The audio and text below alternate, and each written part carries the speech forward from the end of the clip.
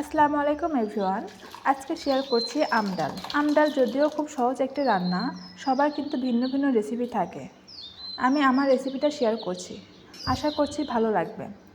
ভালো লাগলে অবশ্যই লাইক, কমেন্ট ও বেশি বেশি শেয়ার করবেন। আমডালের জন্য এখানে 1 কাপ ডাল নিয়েছি। ডালটাকে পর্যাপ্ত পরিমাণে পানি দিয়ে কয়েকবার করে ধুয়ে নিচ্ছি। ডালটা আগে থেকে ভিজিয়ে রাখতে হবে না, শুধু পানি দিয়ে ধুয়ে নিলেই হবে। কয়েকবার পানিটা চেঞ্জ করে ডালটা ধুয়ে নিয়েছি।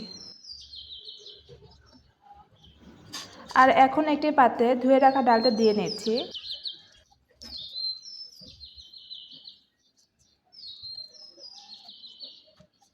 আর 1 কাপ ডালের সাথে এখন আমি দিয়ে দিচ্ছি একটা পেঁয়াজ কুচি, 4টা কাঁচামরিচ, 7-8 কোয়া দেশি রসুন, হাফ চা চামচ হলুদ ও পরিমাণ মতো রান্নার তেল। আর এখানে আমি কোনো রকম লবণ দিচ্ছি না। 1 কাপ ডালের মধ্যে 3 কাপ পানি দিয়ে দিচ্ছি। তারপর নেড়ে চেড়ে মাঝারি আঁচে ডালটা সিদ্ধ করে নিচ্ছি।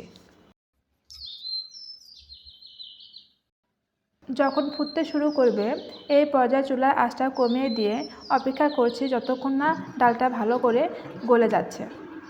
আর আমি কিন্তু এখানে লবণ দেইনি। শুরুতেই যদি লবণ দিয়ে দিতাম তাহলে ডালটা সিদ্ধ হতে সময় লাগতো। এখন ডালটা সিদ্ধ হয়ে গেছে। এখন ডাল ঘুটনি দিয়ে ভালোভাবে ঘুটে নিচ্ছি। যত ভালো করে ঘুটে নেবেন আপনার ডালটা তত বেশি ফ্রেশ হবে। তো এভাবে বেশ কিছুক্ষণ ডালটা ঘুটে নিয়েছি। এখন পুরোপুরি ঘেটে গেছে। এখন দিয়ে দিচ্ছি পানি। পানিটা যার যার পছন্দ অনুযায়ী, ডালকে পাতলা খাবেন না ঘন খাবেন এটা সম্পূর্ণ নিজের ব্যাপার। চাইলে পানি কম বেশি করতে পারবেন।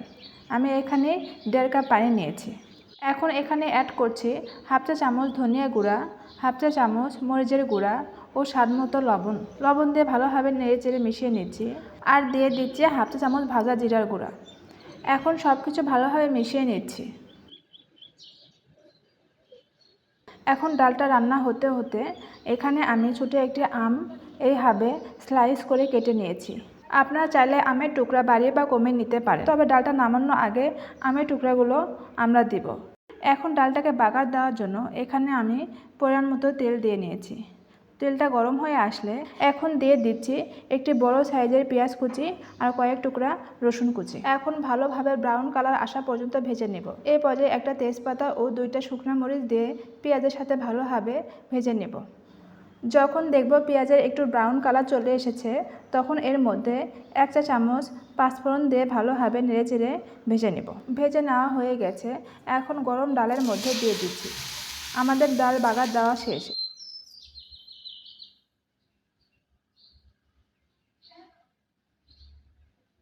এখন দিয়ে দেব আমের টুকরাগুলো। আগে থেকে যদি আমের টুকরাগুলো দিতাম তাহলে বেশি টক হয়ে যেত, তাই ডালটা নামানোর কিছুক্ষণ আগে আমের টুকরাটা দিয়ে দিব। আর যখন বলক আসবে তখন নামিয়ে নেব। এই আমগুলো সিদ্ধ হতে বেশি সময় লাগে না। এখন চুলার থেকে নামিয়ে নিয়েছি। আমটা সিদ্ধ হয়ে গেছে আর আমও অনেক বেশি টক হয়নি। আপনারা চাইলে এইভাবে আমের ডাল রান্না করতে পারেন। গরমে এই টাইপের ডাল খেতে ভালোই লাগে। আমার আজকের রেসিপি যদি ভালো লাগে তাহলে বেশি বেশি লাইক, কমেন্ট ও শেয়ার করবেন এবং আমার পেজে ফলো দিয়ে রাখবেন এরকম মজার ও সহজ রেসিপি পেতে। এতক্ষণ আমার পাশে থাকার জন্য অসংখ্য ধন্যবাদ।